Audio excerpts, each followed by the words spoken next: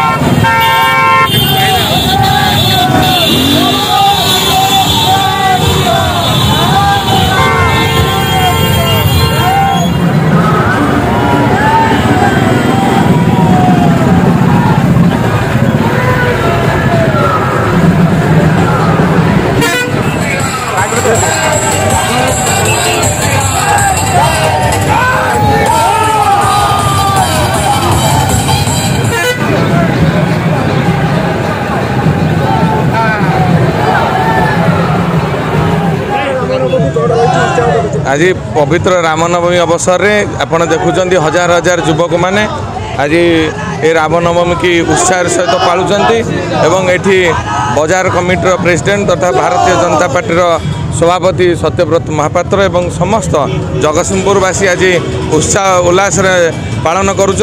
जगतसिंहपुर निर्वाचन मंडल कोण अनुकोण विभिन्न राम मंदिर रे ये धूमधाम पालन होची। आज एक गोटे खुशीर माहौल आसी जगतसिंहपुरवासी। जगतसिंहपुर रास्तार देखुं आप हजार हजार रामंकर भक्त आज जय श्रीराम नारा रे आज प्रकम्पित होची जगतसिंहपुर रास्ता।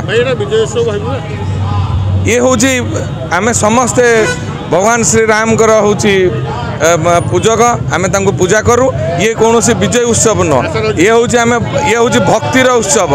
आम भक्ति भाव आज ଭାବରେ ଆସିଛୁ ଭକ୍ତି ଭାବରେ ଆସିଛୁ ଆମେ ସମସ୍ତେ ଶ୍ରୀରାମଙ୍କର ଭକ୍ତ।